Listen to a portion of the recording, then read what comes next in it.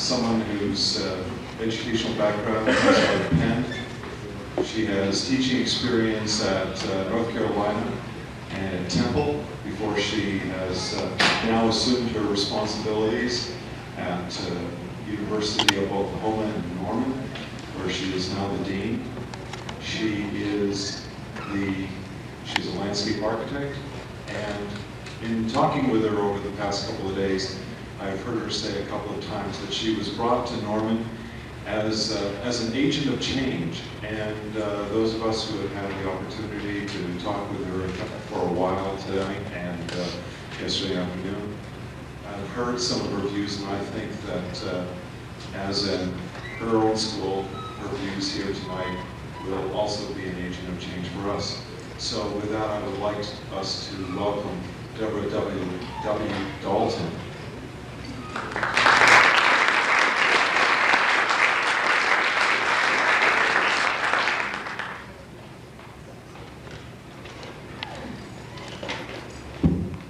Oh, these fancy electronics. I'm actually pretty good at projecting, so if I get too loud, somebody scream. I'm very pleased to be here. I have to confess, this is my first official presence on an actual lecture series at another university, so you're my first. Be gentle with me. I'm probably not going to be gentle with you. I want to start tonight by reading something out of a book that I actually first encountered at the ACSA Administrators Conference last fall. And it's a book by Anthony Jackson. I know you can all see this. Called Reconstructing Architecture for the 21st Century, an Inquiry into the Architect's World. And I want to read you what's on the back, which is part of,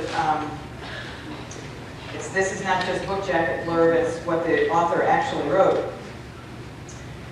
There is something very wrong with architecture as it is practiced today. Architecture is not something rare that only the initiated can understand.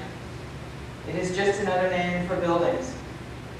Like other artifacts, buildings may be considered merely utilitarian, or they may be enhanced by various means, such as decorating them to make them more visually attractive, or using them as images to evoke other sensations. In either case, they embody the values of the people who produce them. It is reasonable that buildings should reflect the values of at least the majority of the people who inhabit them. If they do not, there is a conflict between the public outlook and its constructed environment. Where buildings are in harmony with their society, they support and enrich its everyday life. Unfortunately, the designs that architects produce primarily reflect their own preoccupations rather than the values of the communities they serve. This conflict of interest is so embedded in the historical development of the profession that even the term architecture is a significant part of the problem. Like the term art, architecture was long ago appropriated by a small group of self-appointed specialists and connoisseurs to categorize their own symbolic fare and separate it from other tastes. The converse of this strategy has been to belittle and exclude alternative types of experiences. Now, I will grant you that that was a volley directed at architecture. And as an outsider, doubly, being a landscape architect and a girl one at that, I suppose it means I'm allowed to make that volley. And I would say that architecture may, of the planning, design, and construction disciplines, be suffering some of the worst of those problems. But I would also say that in the planning, design, and construction continuum, we all are guilty to one degree or another. Tonight's lecture is about some alternative types of experiences, visions, and placemaking in the urban landscape. It's about the importance of the landscape as well as the city, about space as well as object or building. For us to make a physical world that promotes social justice, environmental health, reconnection, and meaningful places requires many talents, skills, disciplines, people, collaborating at many levels. Collaborations are needed among the professions in planning, design, and construction, as well as collaborations with experts or at least trained specialists in many other areas outside of planning, design, and construction. But also, we need to engage in collaboration with, participation with and by the community, those who will live in and with what we make, alongside of us, I might add. Tonight I will use some examples from public art across the country, including some of my own work, as a means of demonstrating collaboration and alternative visions. Public art provides a means of engaging the issues I have mentioned, not the only means, but a means. I also want you to see and think at least somewhat differently after this lecture, and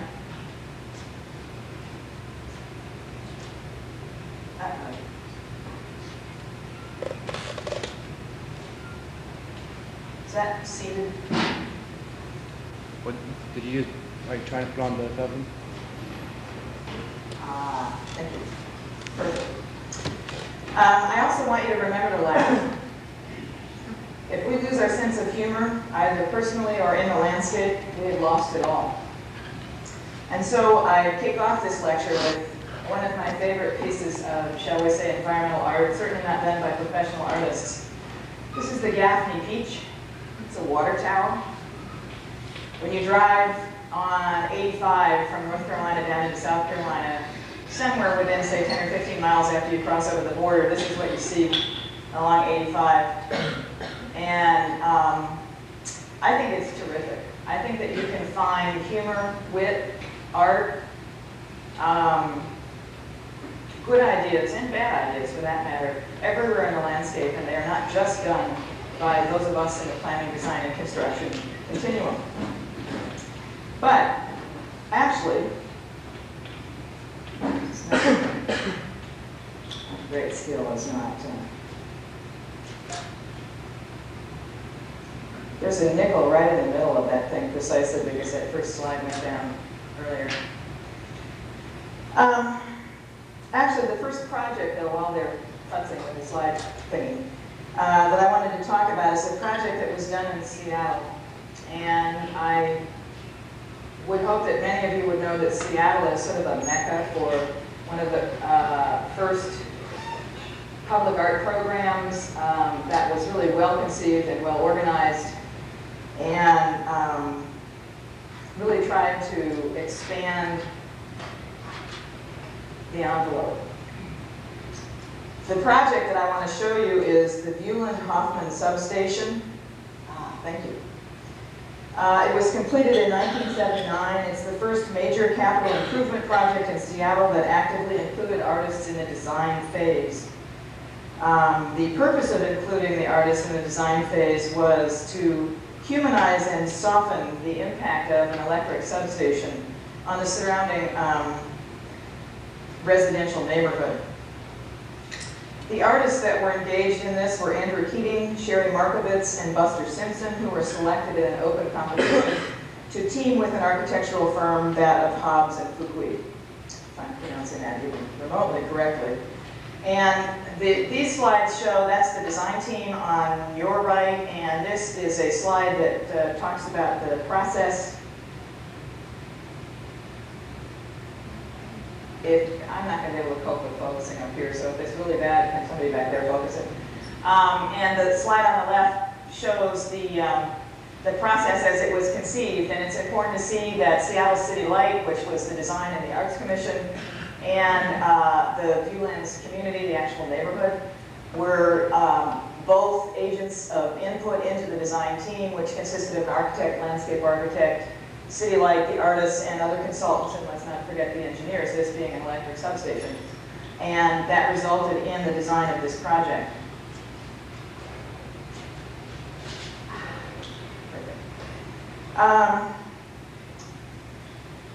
Woollen substation was one of the first pieces of public art that I saw in a slide lecture, and I was absolutely taken by this notion of taking something as utilitarian as an electric substation and doing something interesting with it. And the project consists of a mural, color-coded electrical equipment, signage, and a quite wonderful garden of whirligigs that were done by two folk artists, Emil and Vera Gerke. And we'll see the whirligigs in a minute. They're made out of discarded appliance parts, which I think is, of course, appropriate for an electric substation. But as you can see, this was the project as it came out. Instead of kind of utilitarian battleship gray, trying to pretend that, no, this actually isn't an electric substation in the middle of a neighborhood, and if it's all gray and behind chain link fence, nobody will notice it. They painted all of the stuff, these wonderful pastel colors. In the slide on the right, you see the pastel work, and then just in front of that, to the right side of that slide, is the whirligig garden. And here you're looking at it more closely. And they work in the wind, the whirligigs do. One of my favorite is the one over there on the, wait a minute, let me try this laser. Woo! That is a coffee pot with, I'm not sure what that is, but that's the thing that helps make it sort of flow around. These are construction hard hats. These are old, things on an electric stove, the burners on an electric stove. And I think that the wit and the sense of humor that are involved in this project are really quite spectacular. And then in addition, there is the earnest didactic signage that talks about the substation and electricity and Thomas Edison and all of that kind of stuff. And then part of what one of the artists did was to work on making the danger high voltage signs a little bit more interesting than they usually are. I really wish that this had taken off as a concept and that all of our electrical substations look like this, but on the other hand, I think that it's miraculous that even a few electric substations, largely out in Seattle, I'll grant you, do in fact look like this. As I understand it, and the reading and the talking I've done with some of the artists, this was not an entirely easy or happy collaboration. This was a hard uphill climb with the engineers to convince them that this was a useful thing, in part because the design and engineering of electric substations is largely about trying to keep people out as much as possible. And because God forbid somebody should get in and get fried. And so there was some concern even on the part of these signs that the signs would be too attractive, that they would attract people in rather than warning them off. But I wish all of our signs looked like this. So that, in a way, the Woollen-Hoffman project is one that really sets the stage. It's an early example of public art and percent for art processes, integrating artists into a design team from the beginning rather than sticking them in at the end. In the public art world, that's sort of the ultimate goal, is to get the artists involved in the early planning and design stages and not have them tacked on later. This is another project. This is in the city of Phoenix. And Phoenix, their public art activities began in the mid-'80s with a very thorough process that started with the city council, and they established an ad hoc arts commission, or an ad hoc arts group that contracted out with Bill Morrish and Catherine Brown and Grover Mouton to do really very forward-thinking, forward-moving public art master plan for the city of Phoenix. And they established an arts commission, they established a Percent for Art program, and really went at it in a very big and very organized and coherent way, starting in the middle 1980s. And this project is the Thomas Road overpass of the Squaw Peak Highway. And this is one in which, no, actually the artist was not involved right from the inception of the design of the highway. The project I'm going to show you is called Our Shared Environment. And there's a lot about the process that I think is really quite exemplary. The overpass project was completed in 1990, but the freeway itself, the Squaw Peak Highway, was begun in the early 80s and partially completed then. It was a large 6-lane freeway slamming through and splitting up neighborhoods, and the neighborhood that this overpass is in was one that had been split up and was really very upset and very angry about the impact of the freeway. And it happened that the time came to do this particular overpass, and the idea was to bring an artist in to work with the engineers from the beginning of the design of the overpass, not the whole freeway, but just the overpass. And the question that the artist was expected to answer was, how can art mitigate the impact of the highway? No small question. And it also turned out that the artist's process led to the possibility of using the whole project as a memorial to a Hohokam village, which was discovered at the site when they began doing the excavation for the rights-of-way back in the 80s. And what the project is, you see the overpass here, and the imagery, all along both sides of the overpass, as well as the columns, are the clear, visible manifestation of the artist's input. This was a project that was a collaboration among landscape architects, a number of engineering consultants, as well as the artist, and the streets department in Phoenix was convinced to do this, actually without a lot of arm twisting. And I think one of the reasons that the Phoenix program, young as it is, barely 10 years old, has been as successful and exemplary in a way it is supplanting or being certainly added on to Seattle as one of the exemplar programs in the country, was because they focused the entire public art program on such things as infrastructure. In the mid-80s, Phoenix was growing very rapidly. There were highways, canals, waterworks, sewage treatment plants, all of which were being built, and part of what they decided to do was to integrate public art into these infrastructure projects as well, hence the involvement with the street department. And what the project consists of is, it's not as good a shot. Oops. Oh, you can see it over there.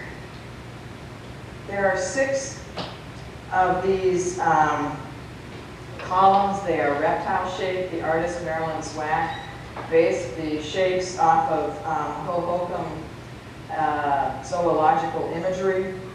And their support columns, they're 24 feet high. And we'll see the shape in a little bit more detail later. And then there are 18 relief panels, and that's what these things are, of human, animal, and abstract images, many of them influenced by this Hohokam imagery that Marilyn Swack researched into as a means of trying to connect not only the shall we say, Aboriginal history of the site, but also the existing neighborhood and then the future of the site as a freeway overpass. Some of these murals are up to 13 feet high, and they're about 150 feet wide, running under the overpass, and they're adobe surfaced. And you get a better sense of these reptile-shaped columns. And I was sort of rereading up on this afternoon in my hotel room before I came to give the lecture, because I'd seen the shapes of the columns, and I had not really focused on them being a kind of reptilian shape, and that these were originally intended to be holes or spaces, so you get much more of a sense of a creature kind of holding up the bridge. But once they had mentioned it, I realized that you could get this notion that this was a creature. It's reptilian in part because this sort of diamond-shaped belly area is something that is found often in Hohokam imagery. The completed project came in under budget, almost $1 million, which is interesting. And that because the artist's design for the freeway supports, while not exactly typical Arizona State Highway freeway supports, was unique, but it was something that they were able to construct without excessive amounts of additional expense. And I want to read a quote from the public art administrator on this project, in which she says, "Much of the success of these projects really depends on the willingness of the various players to discover how they can work together.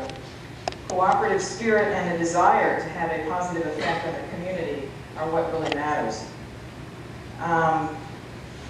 And then there was another, I thought, particularly interesting piece. And by the way, the Phoenix artworks are described in a booklet that is available. It's called Public Artworks, the Arizona Models. And this is a really wonderful little book. Anybody who's interested can come up and look at it after the lecture and copy out the address where you might be able to send away for it.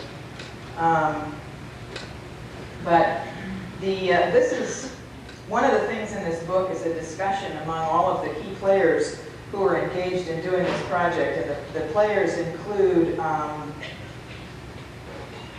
the project engineer, a public art program consultant, the project landscape architect, the public art program manager, the construction manager, the project engineer, the director of the streets department, and the project artist. And there's a several-page interview of all of these folks getting together to talk after the project had been completed. And the landscape architect is quoted as saying, "I was grateful that the artist was involved so we could make the overpass exceptional.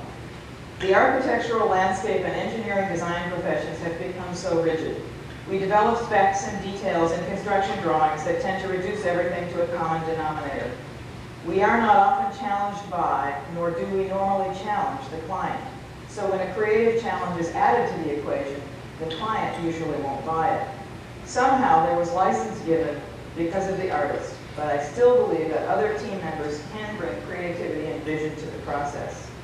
And I think that's an extremely important point and argument. It's one of the reasons I'm particularly interested in public art processes. At first it was out of a sense of sort of defensiveness and frankly envy, because I was seeing public artists being able to do things in the landscape that is very difficult for us as landscape architects and architects to do because of all of the requirements of licensure and other things which seem to have conspired to sort of beat the creativity out of us. The engineer, this is a quote from the engineer also. "There was a lot more license for creativity, but other people contributed ideas too. The artist deserves a lot of credit, but the electrical engineer became deeply involved in his own way, and so did the landscape architect. There were interactions, arguments, and discussions among these talented professionals. This doesn't always happen. There was energy and enthusiasm, and it felt as though we were doing something important rather than just a routine job. That's what made this project so exciting and fun." And that's part of what I think is the possibilities in public art. One of the other interesting things in the interview is it talks about there was a great deal of interaction between the engineer, the artist, and the streets department on the Adobe stuccoing and how long it was going to last. And that's something they're still a little bit curious about. But the artist created these murals, and I don't know if you can see in much detail. There's a lot of sort of detailed stuff in there. And one of the things that I really like about this project was that the artist engaged the community and asked them to come in and help to apply the Adobe and then make their own kinds of expressions into the Adobe. Now this scared the hell out of the engineer, and it scared the hell out of the city. Because it's bad enough to have an artist and team out there on the site, but then also to sort of invite the general public out there during the construction process is a horrifying liability issue for an engineering consultant. But it all did seem to work out, and they all seem to work in I think, a wonderfully good faith way to make this happen. And one of the things that I think is particularly interesting is that one over there. And is that readable to you guys? Because this permitted members of the community who were particularly angry and distressed about the impact of the freeway itself to actually express that. And no, that didn't make it better. No, that didn't make it go away. But the fact that it was possible to record some negative feelings about the project, to create, in effect, a little memorial to the neighborhood that had been before it was split by the freeway, I think is a really important thing, because part of what I think we all agree is necessary is increased dialogue in the public landscape. And one of the things we're struggling with is exactly how in the hell do we do this? But I also like that, I mean, this is a contemporary person's action, but it is something that a number of so-called tribal or pre-literate or aboriginal or whatever you want to call it peoples have done in the way of making art in the landscape is to express their presence simply by leaving palm prints. And so I really like the way that cycles back to from the past, then back into the present. And somebody's dog's paw print is in there, which I think is quite wonderful. Little mosaics made of delicate bones of creatures found around and in the desert, names of families, objects that have been pressed into here, photographs, all kinds of materials. Here is a little thing that says, can't quite read that, something, earth, for peoples, places for people, so that there was really a chance for individual expression on the part of the local community. And then also, here's photographs. These are actual photographs that have been pressed into the stucco and signed by the names of, I think, these kids from the local community. And I think that's important because not only have we as designers lost our ability to have direct agency in the landscape, but most of the people that occupy the environment, the them out there that we're actually part of, we've all lost a sense of agency and connection in the landscape. And this was a sort of socially acceptable way to integrate it back into and to create a touch of oneself in the landscape. And I wonder what people will do in 10, 15, 20, 25 years when they can come back and show their children what they did on that overpass. That has surely got to increase that sense of that this is part of the landscape of their community.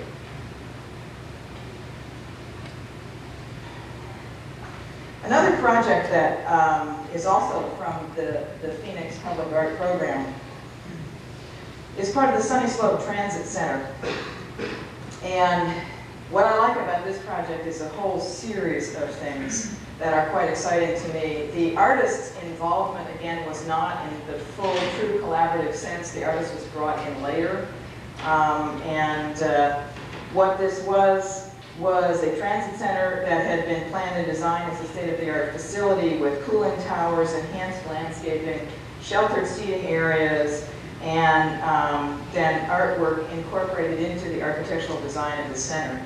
And here you see the sign, and this is a transit facility, and in Phoenix, as in a lot of cities, it is likely to be the lower income people in the city who are more likely to be people of color, women, children, who are going to be using these transit systems. And these transfer facilities are where you come in on one bus and you wait for anything from a short period of time to not so short of a period of time for the next bus to come in. And one of the things I like about this sort of state-of-the-art aspect of it is that's one of the cooling towers, which is to catch the wind and then bring it down to the ground level. All of these little covered seating areas are open to the outside air. This is not a conditioned space in that sense. And the day that I was out photographing this, it was about 108 degrees. And it really did feel like an oasis when I hit this place. And it would not be unpleasant to sit here and wait for a bus. The other thing is that the city of Phoenix is trying very hard to become sort of more multimodal about their transit facilities. And this doohickey on the front of the bus is actually a bike rack. And this is the first time I've seen this, and I was terribly excited by it, but I don't know, maybe you don't have them here, and this is just normal. But what happens is the buses can come up to the transit facility. You can bike from your home to the bus, stop, wait. Bus comes, thing flips down, you put your bike, you can put your bike in the bike rack, you can go wherever you're going to go that the bus takes, you get off, get your bike, and pedal on off. And so it really is, there's two modes of transit that are operating there. And so I was just sort of inordinately excited about that as a possibility. Because I've never seen anything like that. Now that may betray, having lived in Raleigh and now Norman, where they actually don't have things like this. The other thing was that between the covered seating and then the trees, the shade was really quite deep and thick. And then they also, in the front of it, this is an area for a retention actually not a detention, but a temporary detention basin for when it does rain. So there were a number of things that were being done in this project that were much more sort of environmentally and socially responsive that I really appreciated. The artist's part of this was that there were 6 bronzes, and the artist's name is Kevin Berry, and he worked with 3rd and 4th graders from the Sunny Slope Elementary School. And the 3rd and 4th graders were, asked to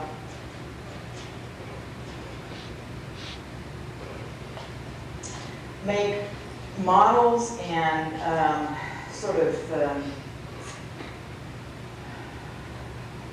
plaques about different modes of transportation. And the artist worked with the students to have these bronzed, and then they were placed around these 6 different designs on little pedestals. And the idea, here's one, here's somebody looking at it, here's another one. The idea was that these little pedestals would create places to gather, and it's also something to look at while you're waiting for your bus.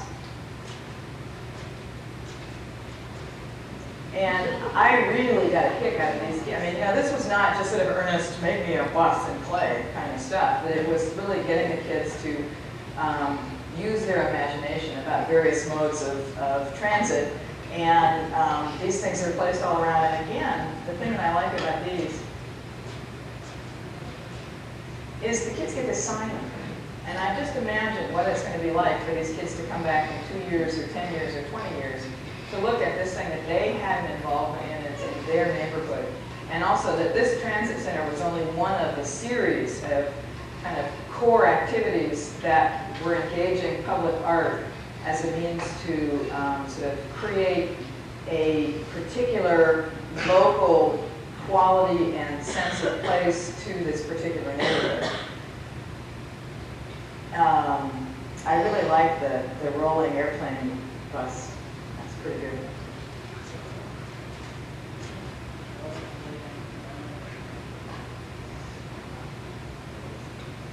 This is a real quickie. We've left Phoenix. We're now in Pasadena. And this is an example of a design competition that was run, I believe, nationally for architects, landscape architects, and artists. And this is the police station courtyard in Pasadena. And the winners were the landscape architecture team of Campbell and Campbell, and the artist was Robert Irwin. And the project that they did was to do this little infill courtyard between the police station building and another building. Pasadena has got, I think, some very carefully controlled sort of urban design and streetscape quality to begin with. And then this plaza, I think, just fit right into it. And that it was important because it was a collaborative work. When you read about the quotes from Campbell and Irwin about working together, they're very adamant that you can't divide it up and say, well, the landscape architects did this and the artists did that, but that it was truly an interactive and collaborative project. That may be so, but I'm a big fan of Robert Irwin, and I don't think that fabulous purple wall with the incredible color that's there would have happened without Robert Irwin, because that's very much in keeping with the kind of work dealing with visual perception that Irwin does. But the other thing that I like about this project is that they went off in a different direction and tried to draw on regional imagery. And also on the previous history of the location. And this element here is a sort of water channel and water trough. There's 2 native oaks. They've worked with a landscape that is in keeping with the fact that this is it's a low rainfall area, sort of semi-desert grassland. And they have maintained that image by creating this center part in here of porous gravel with sort of richly colored succulents, and the colors, the reds and the pinks and the purples have a kind of interrelationship with the color of the wall back here. And this is a pillar, and this has got the old traditional blue light that said this is a police station on it as well. And so I think that this is an example, again, where by collaboration and through a design competition process, I think they got something that was out of the sort of ordinary courtyard design and is much richer. This is looking from the courtyard out into the streetscape area here. That's the sort of general street stuff that's going on there, and this is looking out the other sort of angle of the courtyard. The courtyard's also been designed so that for handicapped access into the police station, you enter over there and just come all the way around the courtyard and into the police station. And then there are these low steps that can be walked on to come down into the space or to sit on if one wants to eat one's lunch. I am, in case you haven't figured it out, sort of an art pilgrim. I tend to run around trying to find these places and photograph them. And I tend to be in these places at a time when nobody else is there, but that's the time I'm there, not that the fault of the place. This was something like Sunday morning at 10, which is not a time when you find a lot of people in this particular part of Pasadena on the street.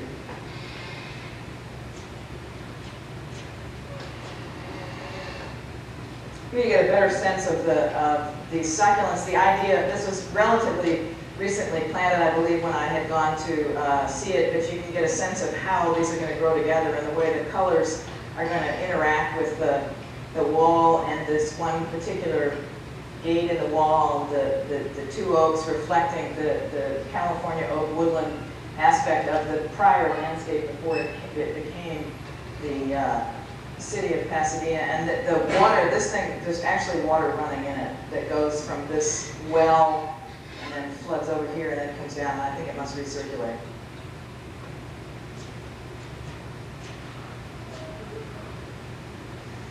And I mean, the subtlety of this wall and the way that the paint colors, they've created almost a wainscoting quality here, just by changing the paint and the colors. And then to plant in this little corner planting bed, just a series of epicedium or horsetail, was a marvelously, to me at any rate, subtle touch. And there was something really very contemplative about this courtyard that I very much appreciated.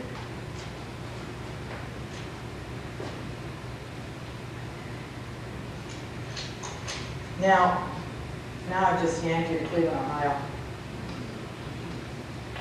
And this is a particularly interesting project that grew out of a series of activities that were done by the Committee for Public Art in Cleveland, Ohio. And while Phoenix and Seattle are both places that have mandated, legally embedded percent for art programs, where there's a requirement that a percentage of public money spent on public buildings will go for the making of art as part of those projects, the city of Cleveland doesn't have a public program. What it has is a private nonprofit group, the Committee for Public Art, that is, the director is an extraordinarily inventive and extremely energetic woman by the name of Kathy Cogley, who, because basically they banded together because they felt that public art was important, and so she's been out there trying to create an interest and venue and opportunities for public art. And one of the first things that they did was to create this walking tour called the Hidden City Reveal.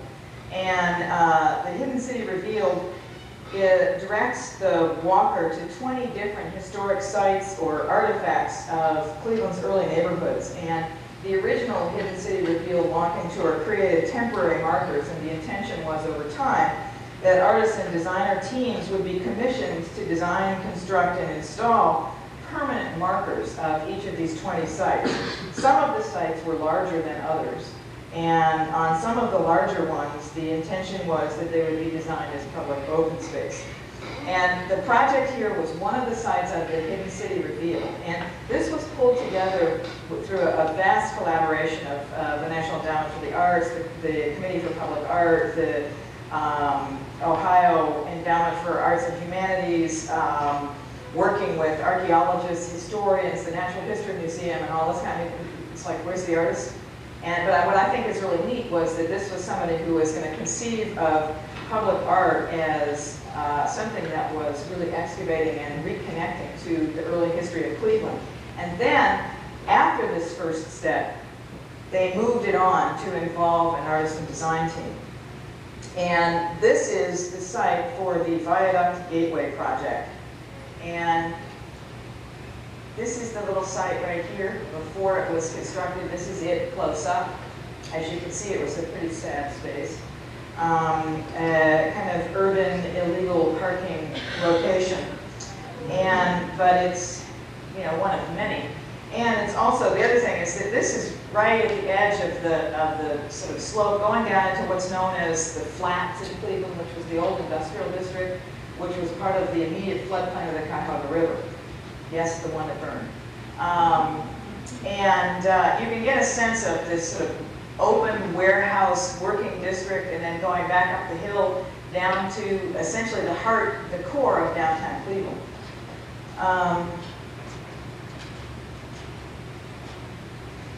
And what they discovered in the Hidden City Revealed walking tour was that in 1878, a viaduct had been completed that from Superior Road, which connected the east side and the west side of Cleveland. And the viaduct was traveled on by pedestrians, horse and cart. You know, goods were moved back and forth, and it was a viaduct that had one of those movable center parts so that the ship traffic could get in and out, and that really interfered with the traffic on the viaduct. And so in 1918, the Detroit Superior Bridge, which is the name of two of the streets that it connected, was constructed, and then in 1920, the viaduct itself was closed down and dismantled. And in the Hidden City Revealed, what they basically did was they found the old, I mean, they knew that the viaduct had existed. They didn't realize that that stuff you saw on the slide before that was basically where the viaduct had butted back into the land. And so this was the area of the site where you saw the cars being parked was sort of in here. This is where that kind of busted up wall was, and then this is the upper part of it. And the first thing they did was identify, in a connection with this site, all of the various kinds of artifacts that they discovered on the site through Hidden City Revealed. And what they did was the design team, which consisted of artists Kate Erickson and Mel Ziegler, landscape architects from Schmidt, Copeland, Parker, Stevens, and the art group in Cleveland, which is another design firm, collaborated together on the design, the permanent design for this public open space that was also part of this History of Cleveland Revealed. And this shows the design. Here's where the abutment wall is. This is the same thing as this right here. This area in here is this area in here, and as you can see, both here and then in the drawing, what they managed to excavate the bases, the stone supports for the piers, where the viaduct came back into land. And what they did was literally excavate and reveal them. And then during the time that as they were undergoing the design and the construction of this site, they had a botanist from the Cleveland Natural History Museum came down and botanized the site and collected seed material from all of the endemic and indigenous plant material that was growing on the site, and then took it off to the Natural History Museum, where they had a little nursery facility, and grew up the plant material, intending that they would reuse the nursery grown material back on the site. Because the intention for the design was to recreate the sense of that viaduct, having this part be grass and have it to peel back to be pavement. This is the sidewalk part. This is where they replanted. They were proposing to replant with the indigenous materials. This is the sort of retaining wall part of the abutment, and then there would be an upper part in here. And what you're seeing is the lower part that has been completed. They are still working on fundraising to complete the upper part, but also this sort of buffer planting along, this isn't Superior, I guess it's the continuation of Superior, which is right along here. It's a modest little park. It's in an area that had been sort of run down and industrial, as you could tell from the before pictures. Now there's a sense that an earlier history of the site has been re-excavated and revealed. We're looking at the site now from that upper part that's not yet completed. And then looking at the edge of the site,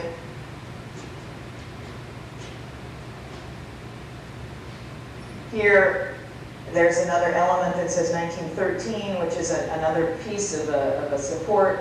And then the slide on the right, you can see the abutment supports in the little open meadow area before it's been mowed. The intention is that people can come in and sit and have lunch. There's a lot of need in that part of Cleveland to be able to get out and sit in a sort of passive park setting. And then, I mean, if you want to say, well, where's the art part of this? This is, I suppose, technically the art part of it. What Erickson and Ziegler did was they worked with historians and went back into the records, and they found that the writing and the handwriting of people who were engaged in the various parts of the project at the time, back in the past, and then also up into the present day. And they, instead of having, you know, the usual historical society sign that's in the little brass letters with the little hoo-hoos on top, and it sort of says, you know, 300 yards from this site, so-and-so was born, kind of stuff. They basically located quotes all over the park for things that had happened in the history of this site, starting at the viaduct and leading up to today. So that here it says repaired July 12, 1989, and that was when this particular piece of the Detroit Superior Bridge abutment part was repaired. Here it says planted May 26, 1990, and that is literally when this was planted. And this is the handwriting from the people who would have been engaged in either literally doing the work or in sort of conceiving and directing the work. And then in various other parts of the park, here in the face of that big abutment wall, it says toasted 1878. And then right up on top of it here, it says proposed April 12, 1876. And what it is doing is providing these little quotes that you can discover as you wander through the park that give you some sense of the ongoing history of this particular landscape.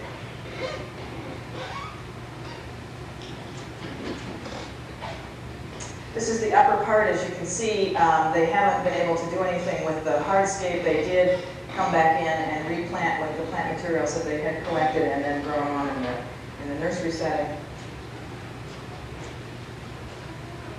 And here you see it running all the way down. This is that buffer along the road. Slide on the right, slide on the left, just shows the inside part of that buffer. Now this is a half-acre site, so it's not big enough technically to be, you know, ecologically or environmentally sustainable in and of itself. But one of the things that I find a useful model about this site is the way that it draws very directly off of the specifics of the site itself before it was redesigned, and dealing with not only the history but literally collecting plant materials of not just native plants but also of endemics. Because these would be the plants that would be the most adapted to being in this lot to begin with.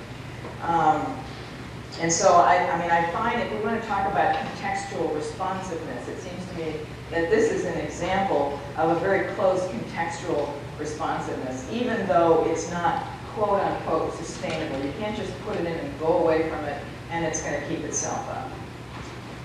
But one of the things that I think we've got to get past in our consideration of sustainable landscapes is this notion that if we just put that little watch mechanism in place, it's just going to keep on ticking without us having anything to do with it. I mean, sustainability in a landscape means we've got to be directly engaged in an ongoing and maintenance kind of way.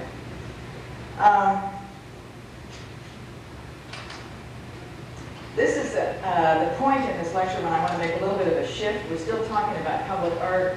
And one of the things I wanted to talk about is the way that a single individual can make a serious impact, a serious positive impact on a landscape. Not in the old traditional, you know, I am the chief God designer of this place and I made this, but that a single individual can have a vision, can begin to work with other individuals in a neighborhood and can make something happen. This tiny little woman is a woman by the name of Lily Yeh. She's an artist who teaches on the faculty of the University of the Arts in Philadelphia. And back in the mid-'80s, she got an idea that she wanted to go out into the urban landscape, and she wanted to paint, and she wanted to do murals, she wanted to work out in the landscape, she wanted to take her art out into the community, and she wanted to work at a larger scale. So she went into one of the most devastated parts of North Philadelphia. It's an area that's sometimes called Drug Alley. It's sort of near Temple University in North Philadelphia. Excuse me, it's around Germantown and 10th Street.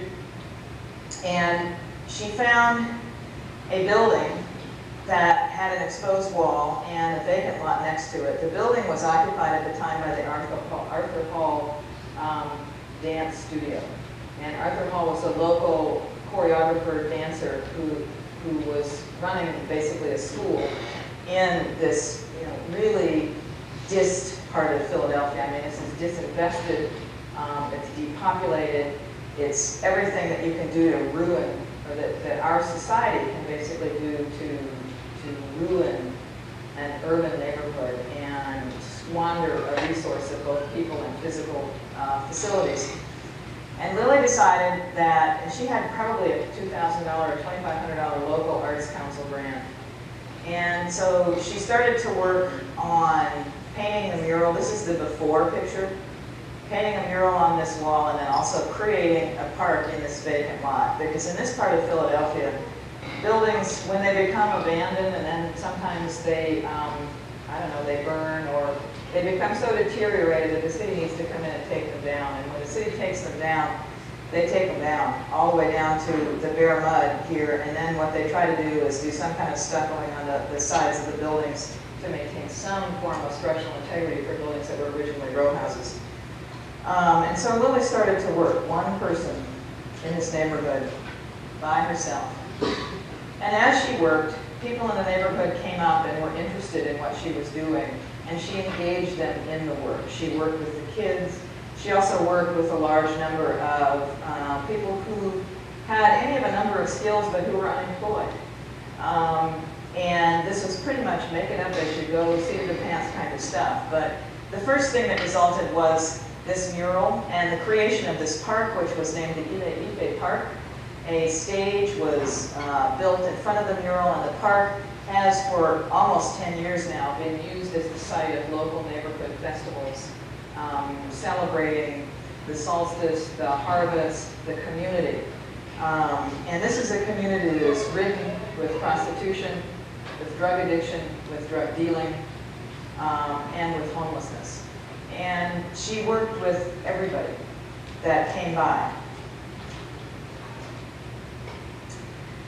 After she had done Ile Park, and she had people in the neighborhood working with her and engaged, the next thing that she did was to work with, this is one of those strips of row houses, and this is actually a slot. It's a hole where a building burned down, and then the city came in and tore the building down and stuccoed the walls on either side to leave an opening.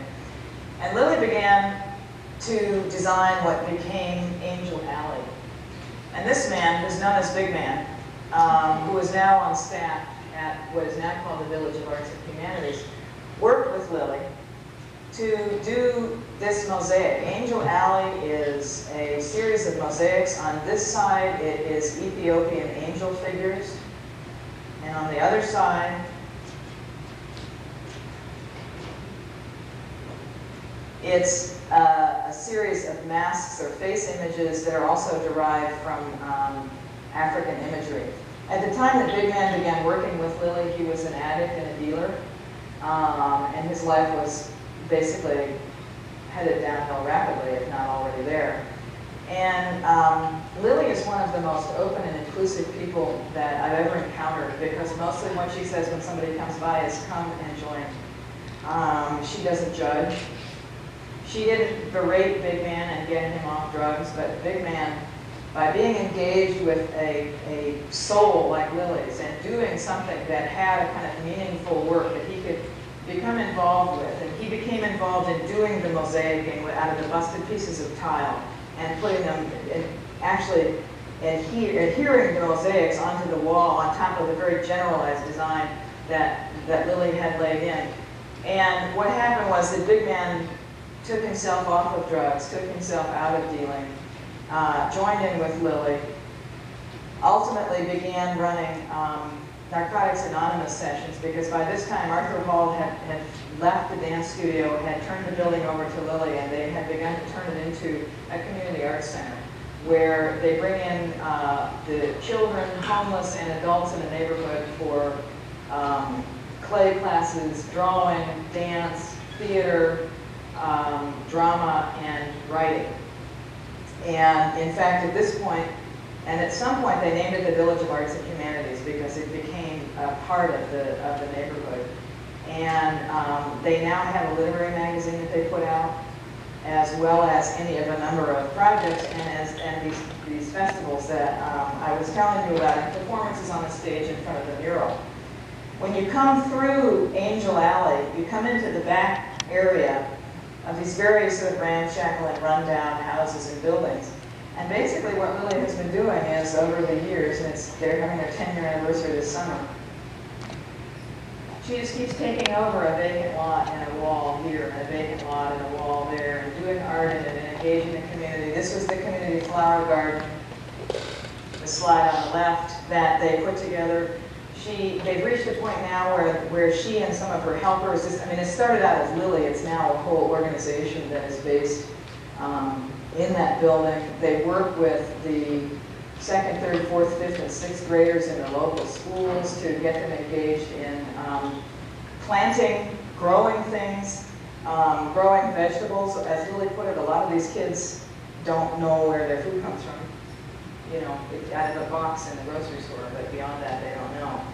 And as she engaged some of the elders of the neighborhood, they became very interested in trying to work with the children and get things turned around. The most recent project they did is something called the Meditation Courtyard, and the slide on your right shows the lot where they began working on the Meditation Courtyard before construction. And that shows, slide on the right again, shows it very near to construction. Slide on the left shows it under construction. The crews that come by and work are often users and dealers. And again, as I said, Lily does not condemn these people, but it's interesting the number of people who get engaged in the work that they're doing. They begin to learn how to have skill. They begin to learn how to show up at a job site on time. And they begin to turn their lives around. And it's this very subtle, indirect, non-judgmental approach that Lily has taken. And it's like she's reversing this incredible disease in this neighborhood.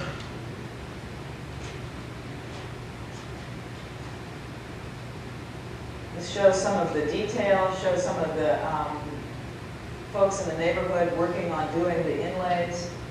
One of the things that has been very interesting about this project, as Lily has told me, when I was teaching at Temple, I used to take my mostly white suburban classes down here to have them learn about how it was that Lily operated and meet the kids and meet Big Man and walk around and see the projects that they have been working on.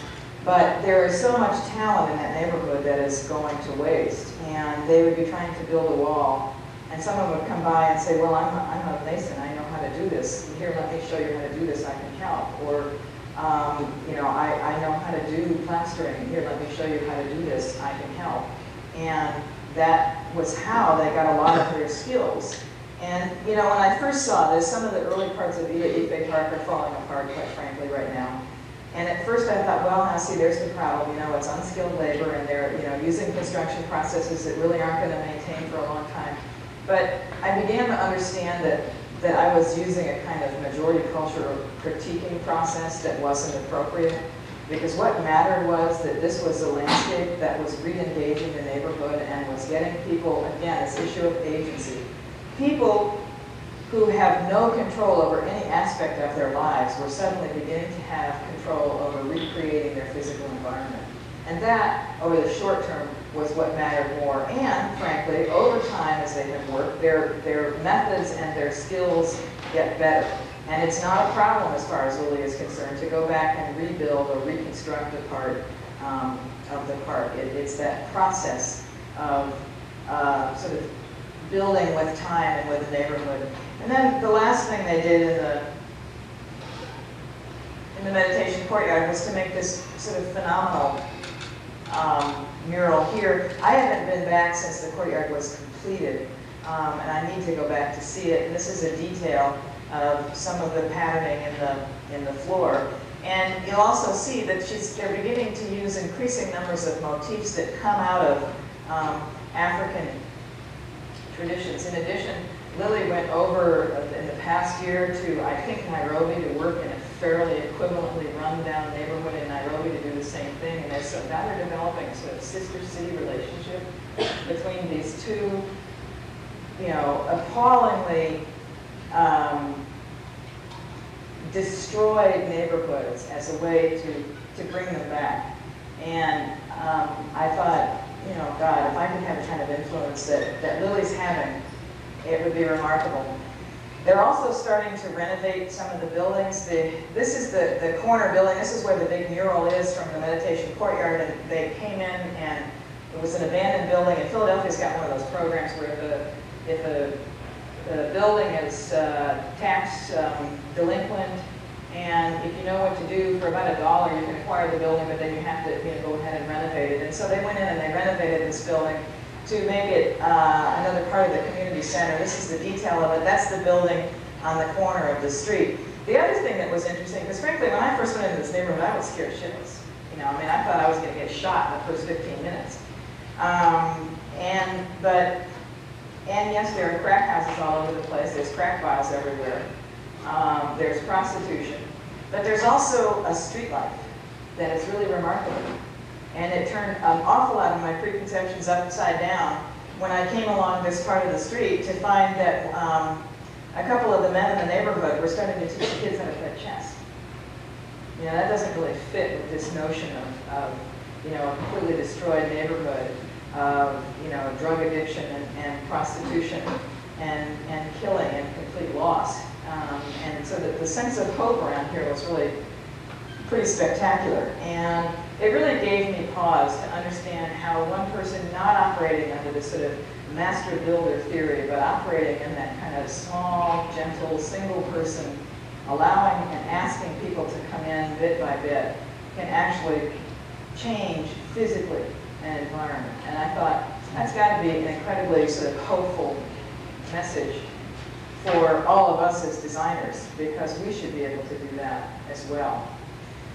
There was no way I could work out this transition smoothly to go from Lily Yeh and the Village of Arts and Humanities to another project where a single individual has had a vision and an idea that was so dependent upon the work of so many others to make it happen. But so sorry to kind of do a little whiplash turn on you here, but this is a Christo project.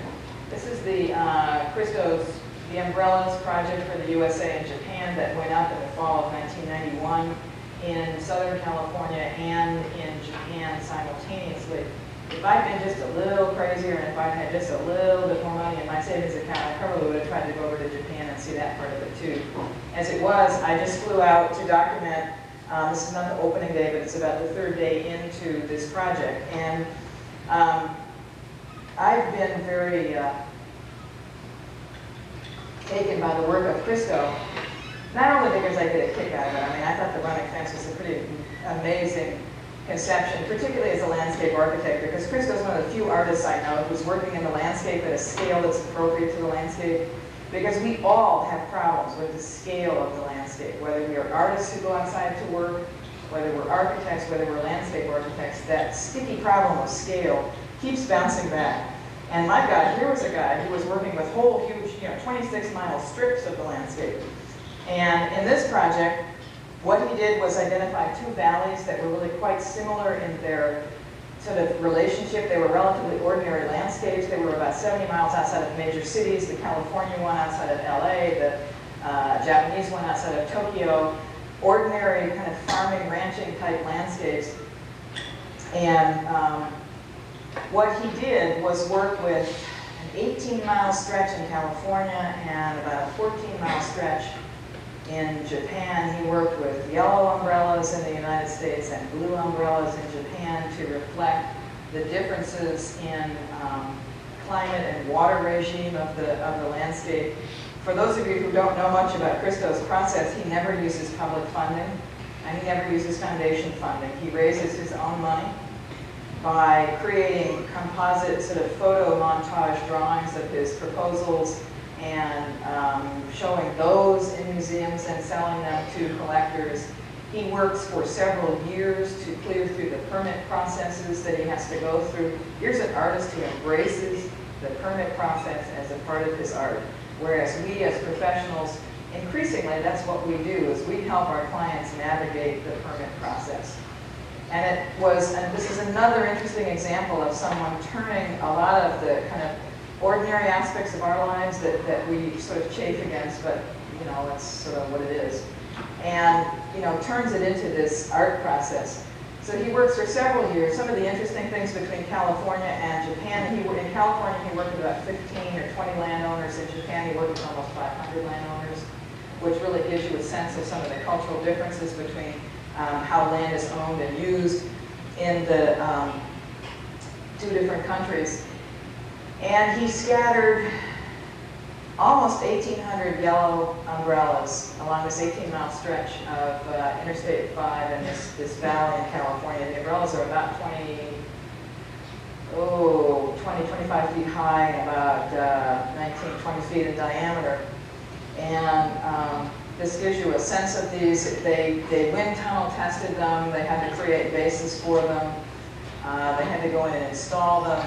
Christo has got a whole army of volunteers who work with him. There are people who follow Christo projects around and to help. There are people who are engaged in the wrapping the islands in Miami, the Pink Islands one. There was the running fence one. There was this one. He just finished, relatively speaking, wrapping the Reichstag. Because one of the important things is, except for this work is a little bit different than most of his works, but most of his works have to do with wrapping and concealment, to take an object that you're so familiar with and conceal it or cover it such that you then are, your attention is drawn to that which you can't see, and so it changes how you see and how you perceive things in the landscape. And the umbrellas are the first time that he has used something as separate objects scattered around in the landscape. But I think that there is still a relationship, because the intention was to, I think, repetitively use a single element in such a way that it would draw together your perception of the landscape. And it really was remarkable. And I had a great time driving around looking at this thing. For those of you that are interested, I wrote a fairly detailed review and discussion of this in Landscape Journal in about 1990 in the review section. Another thing here on the slide on the left, you can see these folks. Where are they?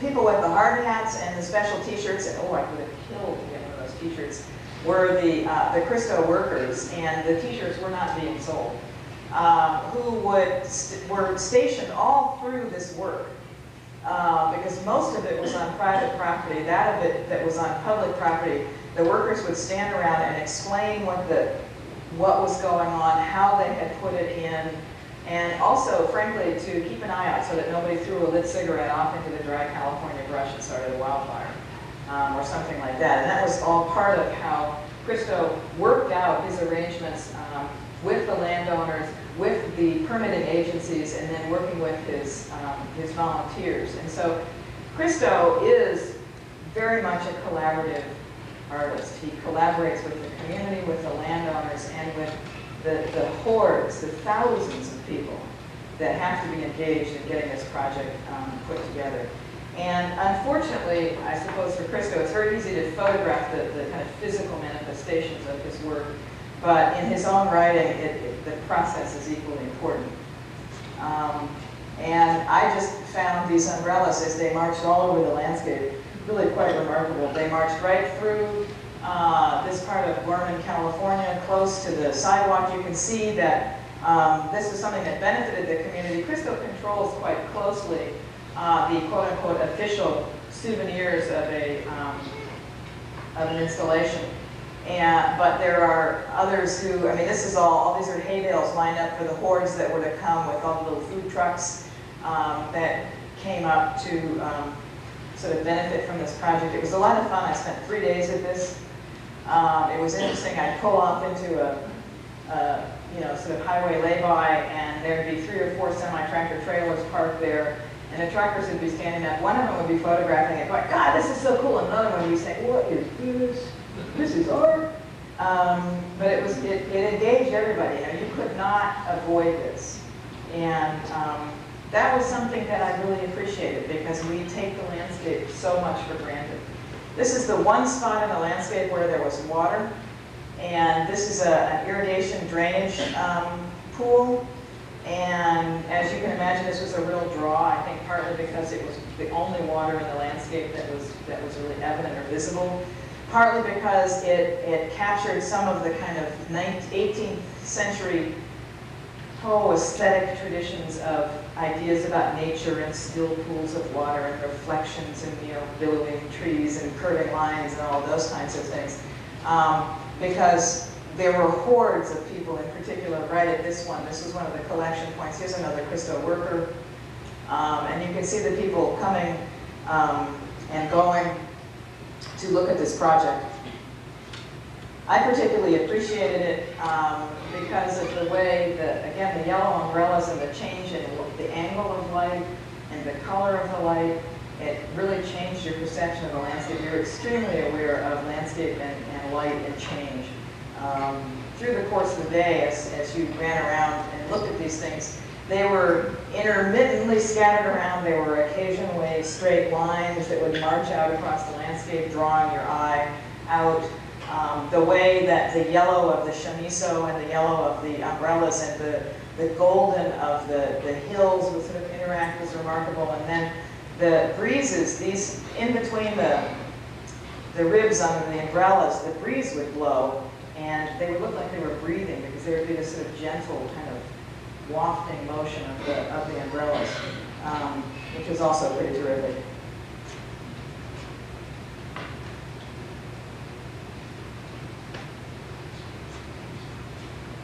And the way your sense of scale was just so enlarged, because you had the sense of the whole landscape, and then you had a sense of these single individual pieces. There was an official post office where you could get, postmarked Christo stamps. This was the only official sort of souvenir thing that was connected with this. They'd also gone through and put up these umbrellas viewing opportunities, because you're flying by on Interstate 5. You see these things and you're trying desperately not to kill yourself or someone else and figure out a way to pull off. And so it was very important that they put out these little signs. And I do desperately wish that I had managed to go over to Japan to see that part of it. And then as the freeway curves around, and this one flat piece of the valley is absolutely filled with these umbrellas. You get that sense of the difference of light depending on what time of day it is. And part of the day, the light was stronger on the tops of them, and another part of the day, it seemed as though it was stronger from the underside, so that they would almost glow.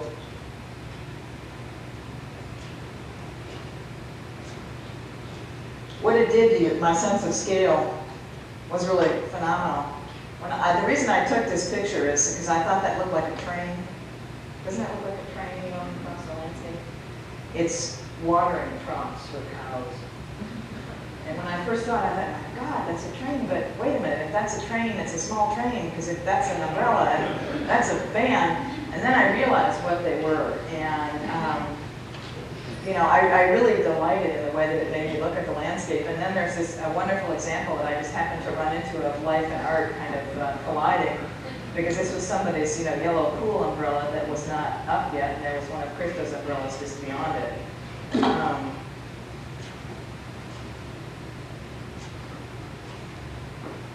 And you can see the way the light would glow on these, and as they would kind of march over the mountaintops.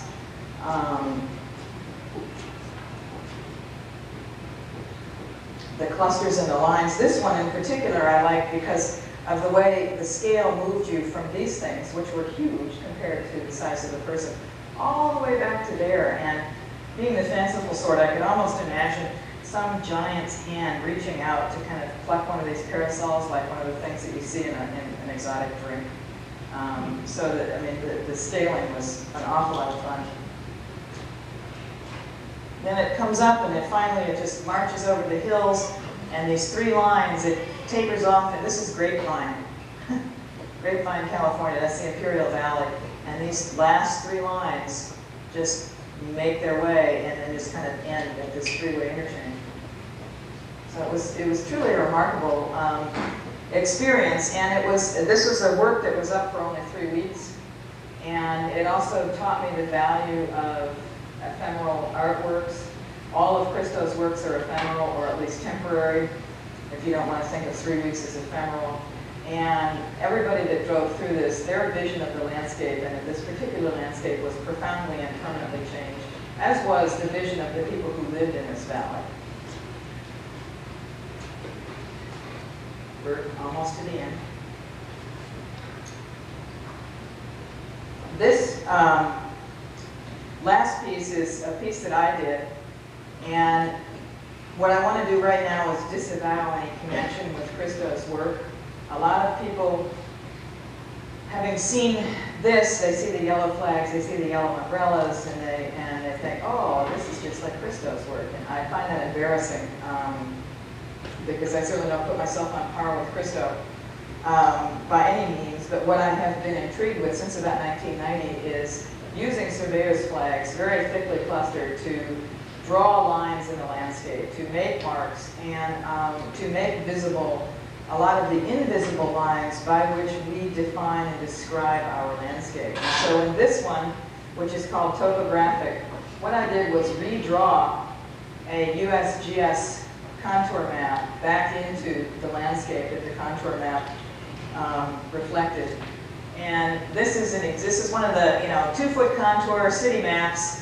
Here's the site. It's about a 3.5-acre site, and it shows 1, 2, 3, 4 contour lines. This is the low point, and then the dotted line of the ephemeral stream, the drainage flow line.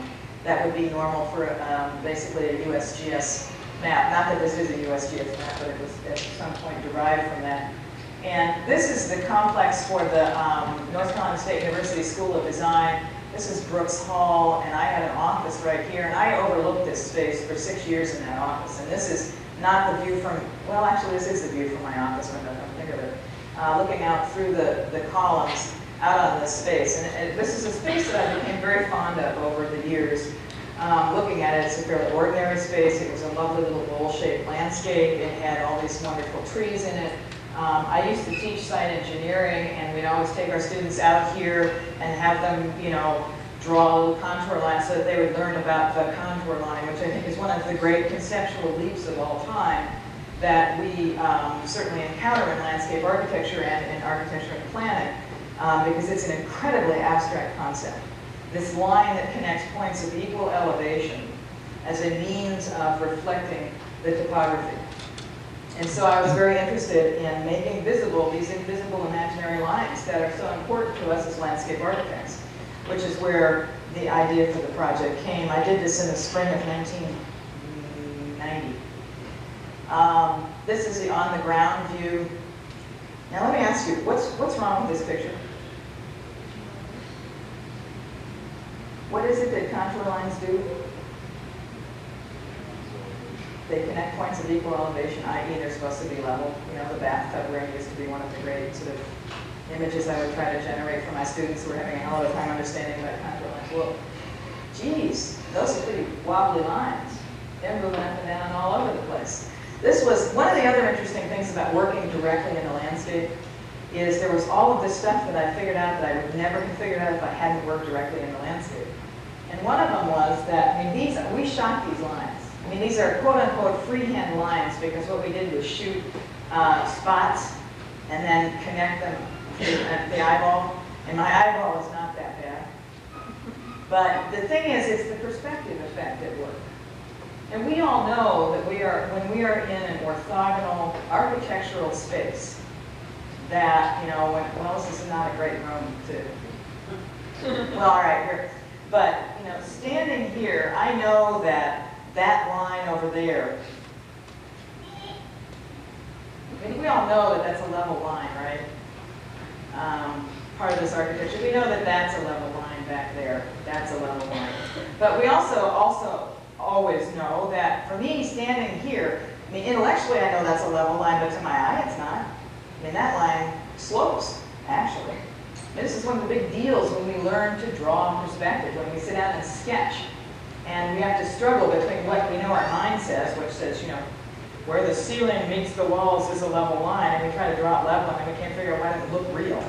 Because you've got to draw it as a sloping line to take into account perspective effect. Well, that's the same effect that's going on here in the landscape. But since the whole perspective system is a Renaissance creation that is very much oriented towards orthogonal and rectilinear shapes, you don't think of it as it would work with irregular, or quote-unquote, natural lines and shapes. So that was one of the first lessons that I had in this, was that these really are level. And I think that you can imagine, that's the lowest contour there. And it's easier for me to imagine if somehow there was a little dam there and water were backing up, that might actually reflect the sort of the lake edge, as it were, and would really be a point of you know, equal elevation. I think you can see it a little bit better there in those. The other thing was this issue of scale. These are 10-foot contour intervals. And I would never have imagined that that's what a 10-foot contour interval would look like. You know, it just doesn't look like what I imagined. Not by a long shot. But again, see, if you position yourself right, you do begin to see that they are level, or at least more or less level. Now, yes, there are some little wobbles, because this was a freehand operation. You can see there sort of hiccups, but generally you get a much better sense that these are essentially level lines. And you can see the blue lines. I mean, it was not news to me that it's really hard to photograph blue. It was just increasingly frustrating to photo document this with my little blue dots reflecting those ephemeral streamlines. And it was interesting because when this went into the landscape, of course, people thought it had to do with Desert Storm, because, you know, we were tying yellow ribbons around trees and things like that at the time. I thought long and hard about whether to do this at all, because I was afraid it was too frivolous during this sort of appalling time of this war, but I decided that I needed to anyway. Other people didn't see Desert Storm connections at all, but boy, did they see spring flower connections. Although it did give me an interesting idea. It could be a lot of fun to get out there and you know, use bulbs or something and draw some invisible lines in the landscape, just kind of stick some bulbs in one of those projects and just kind of let them come up, you know, to sort of reveal something, and then they'd go down and they would go away again until next year, which I kind of thought would be fun. And also the guy that was a local landscape architect who came and helped me, he did a great job of sort of figuring out and tracing all the sort of multiple flow lines that were going to occur in this steeper, more bowl-shaped part up here before all the water began to collect well, it's actually not the steeper part, it's the flatter part, but as the water began to collect and move down, then it all moved into one channel, and of course erosion began as well. Here you are looking, this is one where you're looking directly down the flow line, and this, you're standing on, we're standing up here and looking directly across the flow line, and you can see that that's the third line, and this is the second line, and this is the first line. So this is our lowest contour line. And so those are 10-foot contour intervals. And again, you see that perspective effect going in here, plus my little dots there. Now, there was a whole other level of learning that I acquired in doing this project, because it was very unhinging to just kind of reveal myself right next door to where I worked and where my colleagues were. And when you put something out into the public landscape, once you put it out there, it's not yours anymore. Because I came to school one day, and I noticed that a whole strip of the line had been removed, and I was furious because I felt that I'd been vandalized. But then I stopped to think about it, because vandalizing would have been if the whole chunk of line had been removed and the flags had just been sort of thrown all over the place. But what happened was some individual or some group of individuals pulled out a section of the line and then came back in and replanted the flags in a looser sort of field configuration. And that's when I realized that it's not my work, but that you can put something out in a landscape and you can engage in a dialogue anonymously with people, because these were people who in some way were responding and were trying to make a point of that response. And I found it really kind of interesting, and then increasingly I really wanted to know who it was, but of course I never did find out. Because the flags they started to migrate, sort of move all over the place, which was a lot of fun. Now also, this may have been a conception that started with me, but every time I do an installation, and I've done 6 now, I'm absolutely dependent upon the volunteer labor that shows up. And the volunteer labor that shows up and the conditions of the site cause me to have to make decisions on site about what I'm going to do. I have never yet been able to do a project that had the line weight I wanted, that was a thick enough line weight, because I've never quite had enough volunteers, because it's a pretty weird medium to use in a landscape. I mean, this project used probably 13,000 or 14,000 surveyor's flags. And I mean, it's a real pain to stick these things in the ground. But this was my stalwart installation crew. It involved the art club of a local high school, a couple of landscape architecture students, and some incredibly good friends of mine. Now, the other thing that was a lesson to me was how you can make one gesture out in the landscape and then you can watch it reverberate. There was the anonymous dialogue that I had. I got some pretty good local coverage about the installation. A teacher in 2nd, 3rd, and 4th grades at the Vina Wilburn School used the article as a reading lesson for her kids, where they cut out the article and they asked little questions in paragraph 1, and in paragraph 2 and all that. Kids got really excited by it, so she called me one day. And all she was doing was calling me to find out where she might be able to get some surveyor's flags, because the kids decided that they wanted to do an installation of their own. And I mean, I was so bemused by the whole thing, and I just completely knocked her off her chair, because I said, well, I'd be happy to come out and, do an installation with your kids, and I'll even donate flags. I mean, after all, I got thousands of them. And so I did. I went out, gave a little talk to these 2nd, 3rd, and 4th graders about landscape architecture and art in the landscape. She combined it, because it turned out that one of the daddies was a surveyor, so she had him come out and talk about surveying and what he did as a job, and then I talked about landscape architecture. And the kids were so excited because they were talking to someone who had been in a newspaper. Although the most difficult question I got was when a kid pointed at the screen and he said, "How do you make those?" And I said, "What do you mean?" And it ultimately, after some question and answer back and forth, transpired that what he really wanted to know was, how do you make a slide? I don't know if you've ever stood up in front of a bunch of 7, 8, 9-year-olds and had to invent an explanation for how you make a slide that a 7, 8, and 9-year-old would understand, but it was a definite learning experience for me. So Dad got out and helped us do the surveying. I don't have children. They scare me up to the age of about 22. And so I also didn't realize what I was doing to walk out into the landscape with a bunch of 7, 8, 9-year-olds and hand them 30-inch metal stakes. Fortunately, this was a great teacher. She had really great teacher's aides. And they actually managed to learn something. There's kids working with the pole on the right. Here we see them carefully sticking the flags in. And I mean, we did the swale line, which there was a very clear one outside the school, and we did the little yellow surveyor's lines. The kids had a great, my first mistake was I was holding all the flags, and one of them came out and said, "Oh, Miss Dalton, can I have some flags?" And without thinking, because I don't have kids, remember, I just peeled off some and handed them. Well, the other 29 kids were then screaming around me saying they wanted them too, and then I realized I was going to have to give each one of them the exact same number, or we were going to have trouble. But it was a remarkable experience. I was so impressed with this elementary school teacher. And I was also impressed that out of this apparent uncontrolled chaos that we actually created some order. And we created a little installation. And then the kids were just so thrilled because the newspaper came out and covered their installation. They named it Topographic too.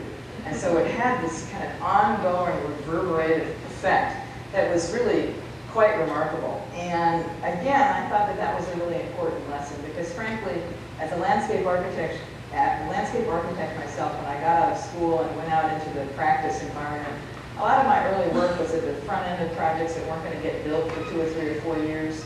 And I felt an enormous sense of non-agency, ineffectualness, no contact with the landscape until I started doing some of these whimsical, temporary, ephemeral projects and began to realize how much I could engage the landscape, myself, and other people. Now, just one last piece of humor for you. When I was down in Arizona photographing the public artworks for Phoenix, I went down to Tucson to see a friend and drove into this parking lot. And I was really amazed because I didn't think that developers had senses of humor. Because this was one of those big malls where they were moving everything around, and they had taken a leaf out of the Burma Shade ads, and they had created this wonderful series of signs that helped direct you to new parking. And it started out with this: look, Marge, they moved our old parking space. Then over there it says, so, you want to park?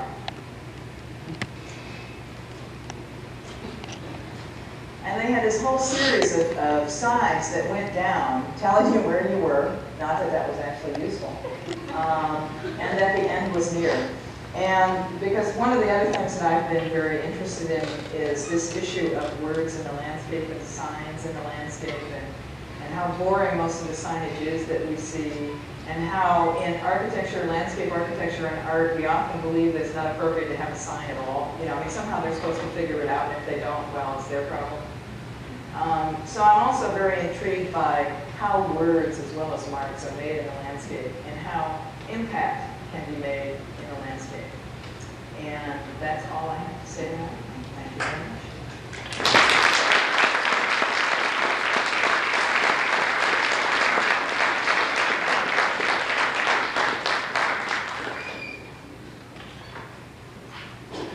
I probably ran way on. I get too chatty when there's slides.